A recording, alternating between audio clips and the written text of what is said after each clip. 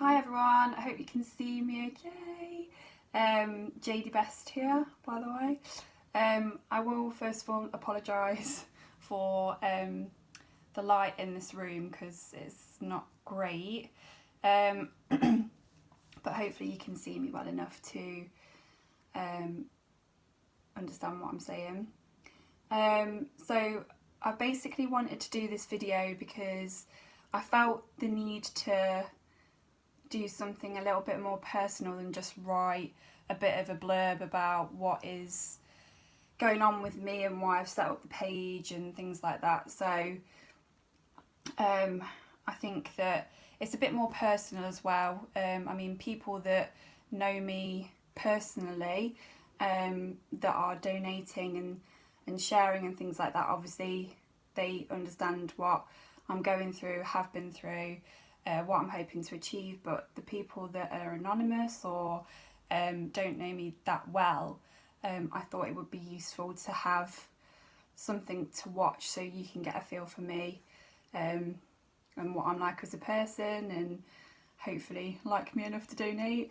But yeah, I sort of like I'm going to keep it quite light-hearted and not go into too much detail medically, because I'm sure it will probably bore the pants off most people. But I do feel it's important to explain what I've been through already, to give my reason to have the need to set up a GoFundMe page. So I'll start with a bit about myself. I'm JD Best, previously JD Ryan, but obviously married my husband Charlie a couple of years ago. We live in Bingham, which is in Nottingham in England, and we have 3 little dogs, gorgeous little babies at the moment. I want more, but I'm not allowed. And I have I turned 30 back end of last year. My birthday's in December, and I'm 31 this year, December the 16th. So hopefully I'll make that birthday as well. That would be great. I was originally diagnosed with breast cancer in 2010 at the young old age of, I think I was 23. I can't bother to do the maths for it.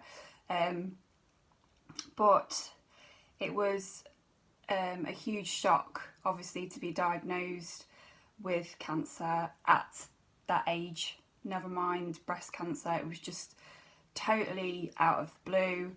And to be honest, in my own personal experience, I've never experienced or known somebody with breast cancer at that age. Never mind really any other. I mean, you hear of other cancers, but particularly breast cancer, it was quite shocking news.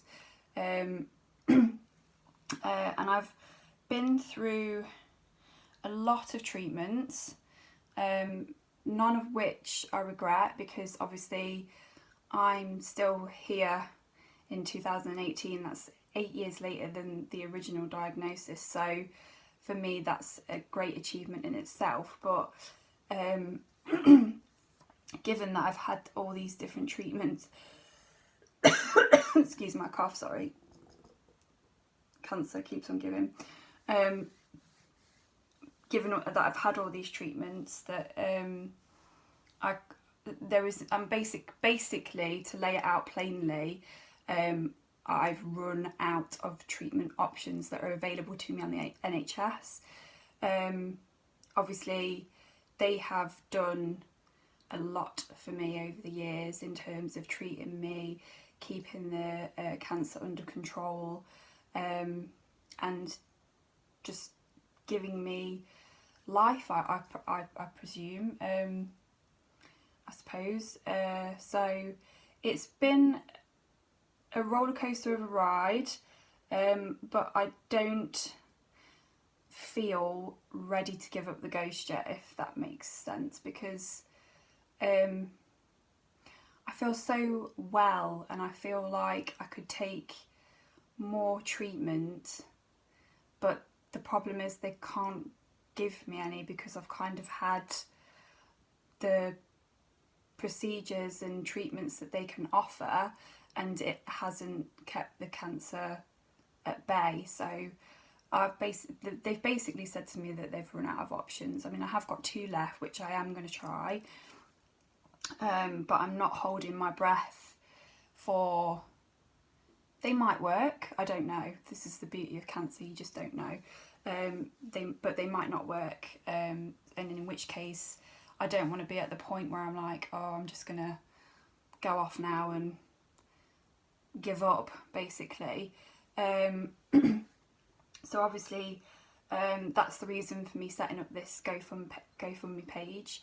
It's just to give me the opportunity to have a referral to another cancer hospital that specialise in trials, in the hope of finding something that potentially could prolong my life a little bit more, because I don't think you can ever have enough time. But obviously, given my age, not to use that as like ammunition or anything, but like I've had a very beautiful and blessed life, and I've loved my life and everything, but I'm so not in the mind frame to give up, and I'm not in the mind frame to settle for, oh, do you know what, I've run out of options, I'm just gonna cream in now because I can't be bothered, because I can be bothered, because life's precious. So basically, I'll kind of give you a rundown of the treatments that I've had, just so you can appreciate sort of how much the NHS has given me. Obviously, bearing in mind the NHS is a free service, it's the National Health Service.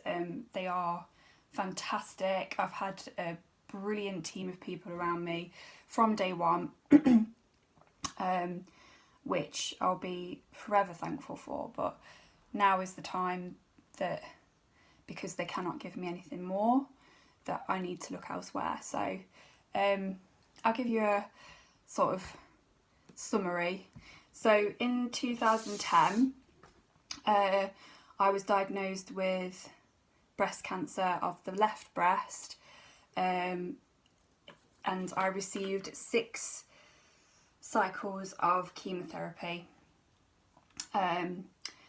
followed by surgery to remove the breast and the lymph nodes in my neck and under my arm. That wasn't an easy surgery to come around from, because obviously I was quite sore. I'd just been through chemotherapy as well, so I wasn't feeling strong. And then after the surgery was completed, I then got a phone call to say, we need to see you again. So obviously went in again, and it turns out that the cancer was still there in some of the nodes and the breast tissue that they had removed. So they felt to give me the best chance at survival and treatment, that they would give me 4 more chemotherapies, a different type of chemotherapy, to sort of help just tidy it up a little bit, if you like. So I had those, which actually made me really poorly. I ended up in hospital in emergency with my brother and sister-in-law now, on Valentine's Day. They were so thankful to me for that night. It's very romantic for them. And yeah, I was in a bad way, let's put it that way. But obviously got over it. And then they were sort of talking about following up treatments, just to kind of cover me, seeing as though they sort of said, we feel like we've treated you the best that we can, so we're going to send you on your way, live your life, live a happy life, blah blah blah. So that's what I did. I kind of put it in a box, not to the left, because you don't forget about it entirely. I mean, it is your health and it's a big thing. And the way that it was described to me, I still remember to this day, because I never really sort of heard the words "you're cured," and that's because they couldn't say that I was cured, because the cancer was already at quite an advanced stage by the time that I had got round to being seen and treated. But that was just purely bad luck, and also because you don't expect at 23 to have to be checking yourself for breast cancer. So I just didn't think anything of it at the time. I just thought, oh, I've got this lump that's a little bit sore, never mind. But obviously it goes to show that you must be persistent, and if you feel like something's wrong, that you must go and get it checked, because I was not dismissed by my GP, but it was put down to things like stress and things that would be more likely. I had like an echo and stuff like that, just to make sure it wasn't like arrhythmia of the heart, which was more likely. It's just because it was so unlikely that you get breast cancer at 23, that it wasn't followed up more, I suppose. But anyway, back to the story. So I went on to have sort of hormone treatments, which is a type of chemotherapy, but it's not hardcore chemotherapy. It doesn't make you feel like really poorly, like rubbish, basically. But they were quite successful at keeping the disease kind of, well, I felt like it was at bay. I had my follow-up appointments, everything, and they were sort of saying, you know, we're really happy with the results, and you know, there isn't anything to suggest that the disease has spread. Excuse me. However, in 2016, I was getting a bit of a crackly chest, and I did go into A&E with an elevated heart rate and things like that, and it was actually that revealed that the cancer had come back. So by this stage I was considered a secondary breast cancer. Breast metastases is like the correct phrase for it, I suppose. And that again was a difficult appointment, because I wasn't expecting it, just because I'd been plain sailing for 5 years on these tablets and injections and things, and just didn't think anything of it. So it was a bit of a shock again to discover that it had been moving around my body, because it wasn't just in one place, it was in a couple of places, which was very unexpected. And it had also grown quite a considerable amount in the time that I thought I was in remission. So yeah, it was in my... Initially they thought it was just my liver, but then looking closer at the scans, this chest infection crackle that I had was actually like little tumours in my lungs as well, which was discovered at a later date.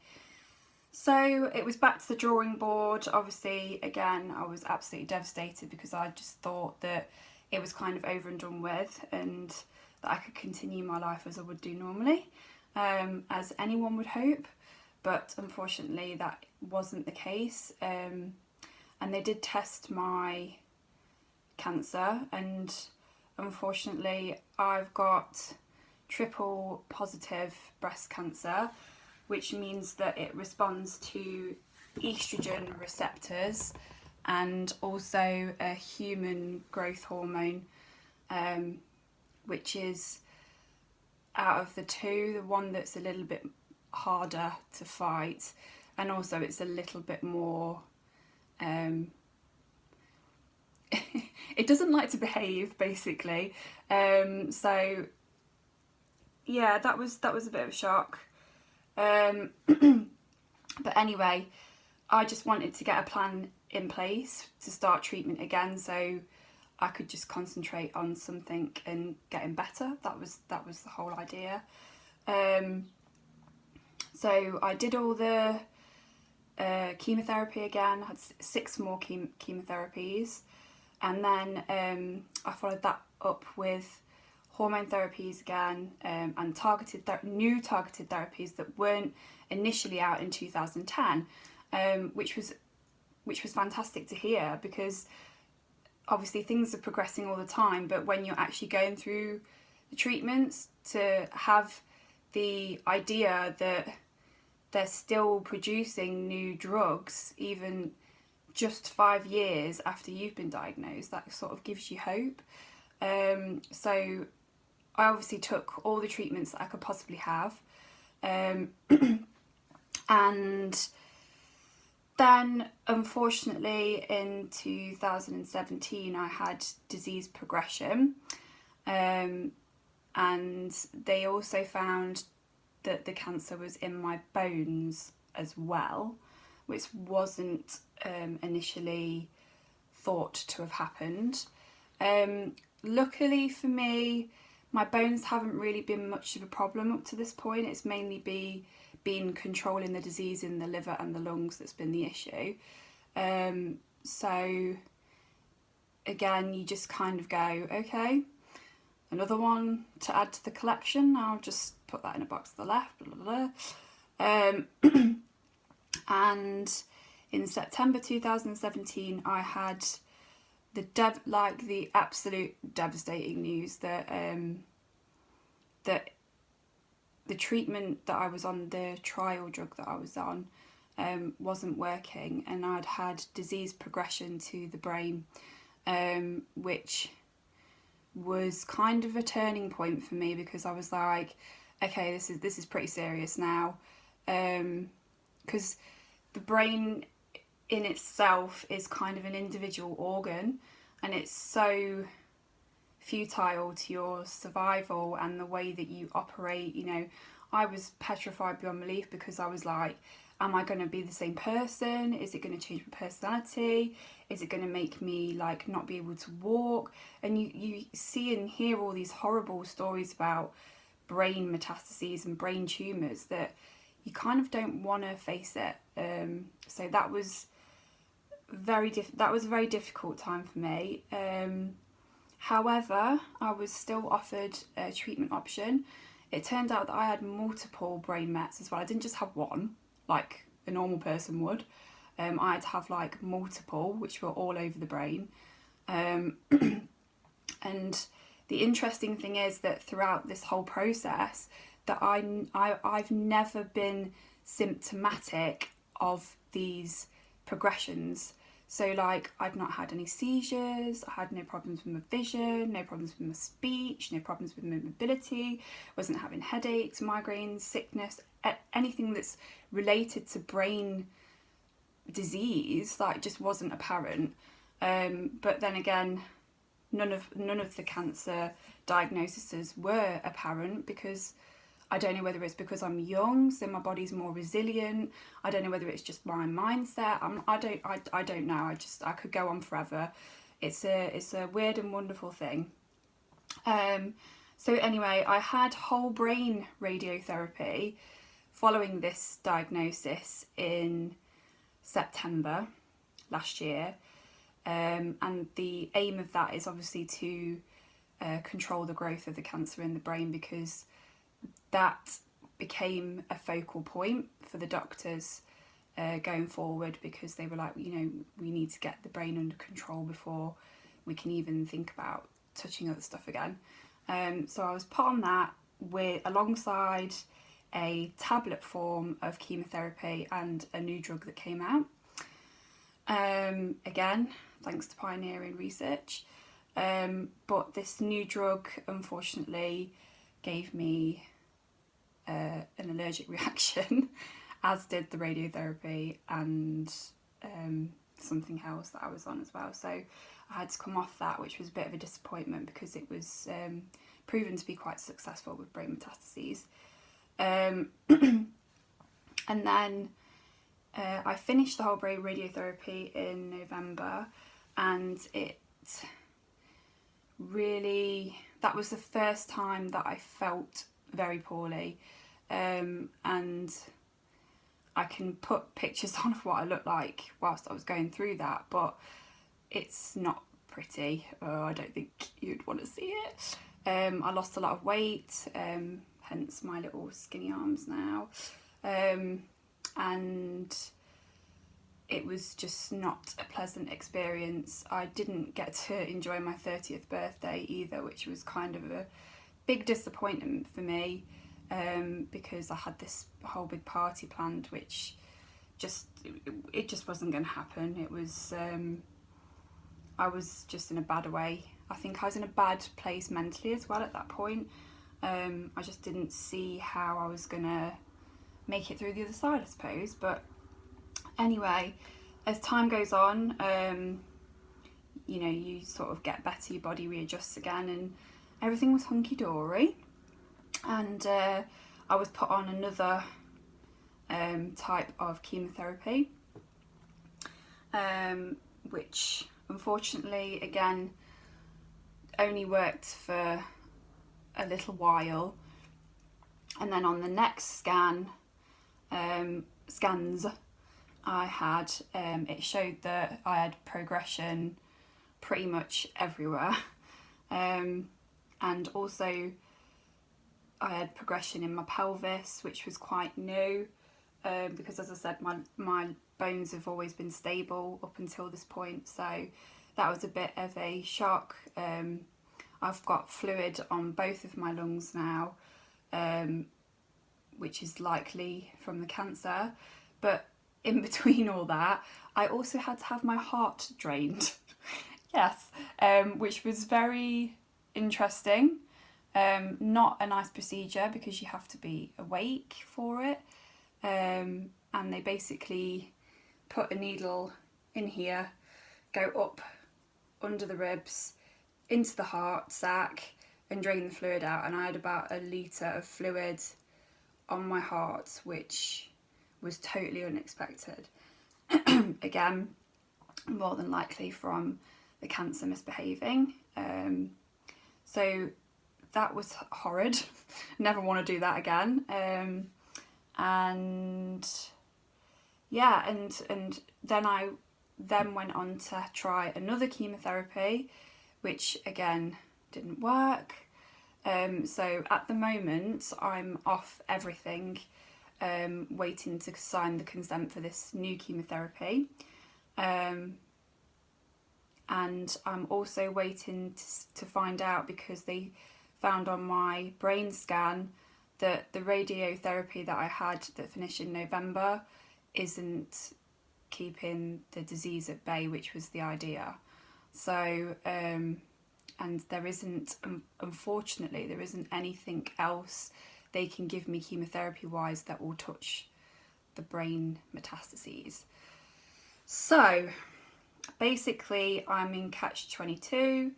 I'm running out of time, I'm running out of options, which is why I've set up this page. I've obviously had a great deal of fantastic treatments and options given to me, but it's time that I now need to take it into my own hands and perhaps go privately to open up options that maybe wouldn't be available to me on the NHS.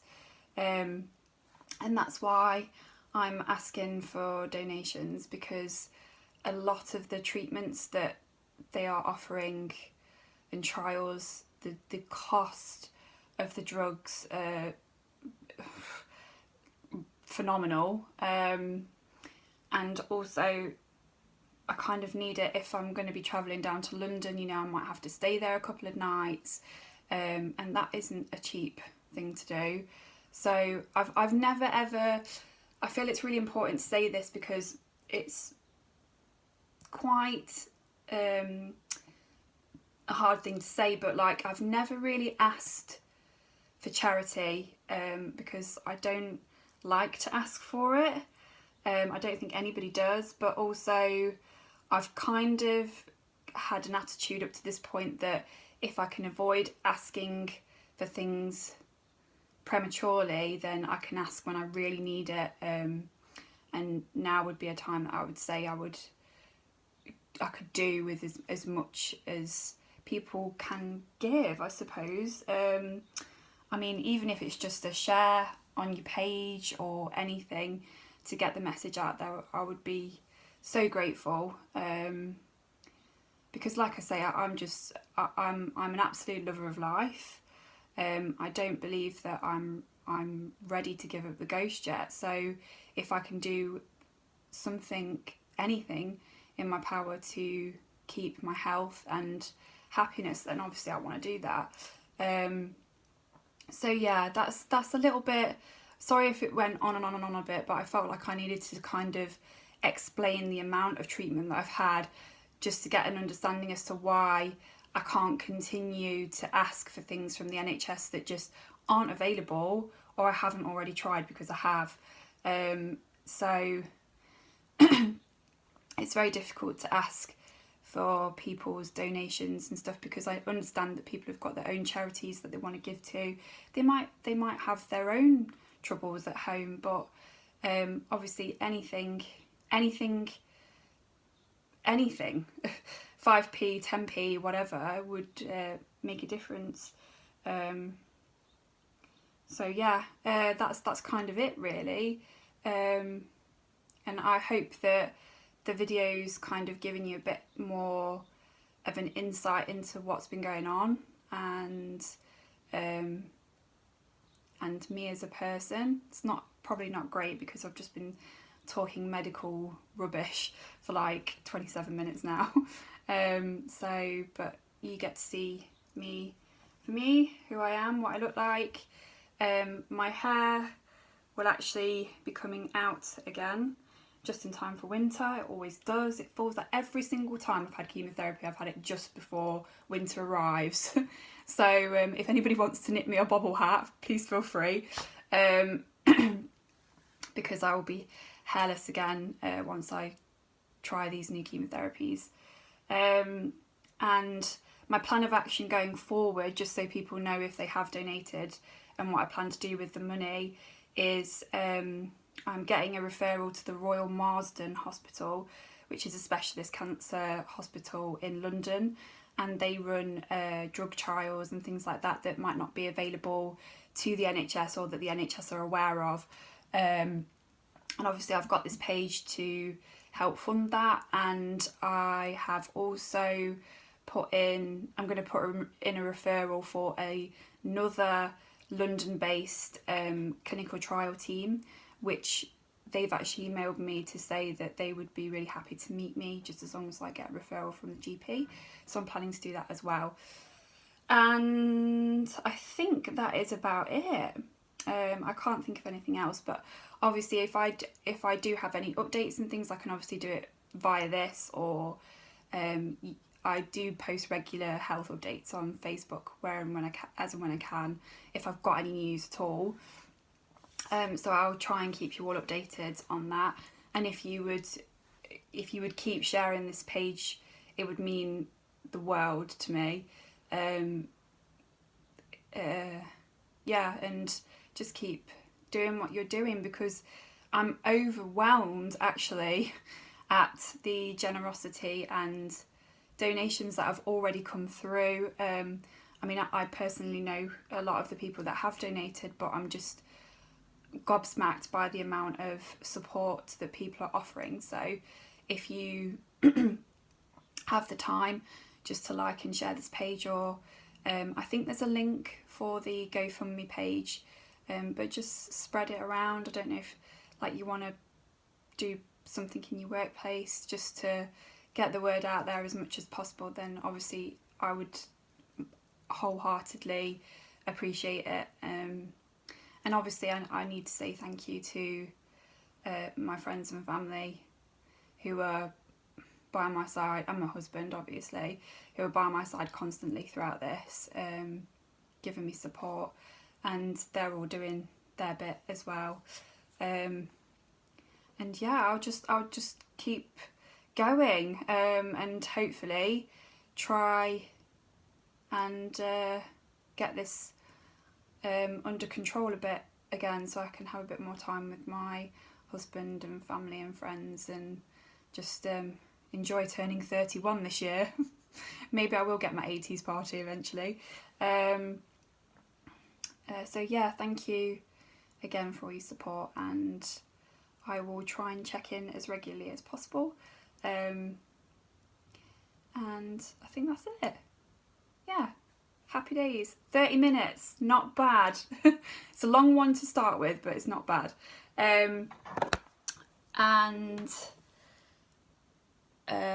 Yeah, that's it. Right, okay, over and out. I'm going to go and walk my dogs now, because they're looking at me in desperation going, Mum, you've spent 30 minutes talking about yourself. Please give us a walk. See you soon. Thank you very much, and speak soon.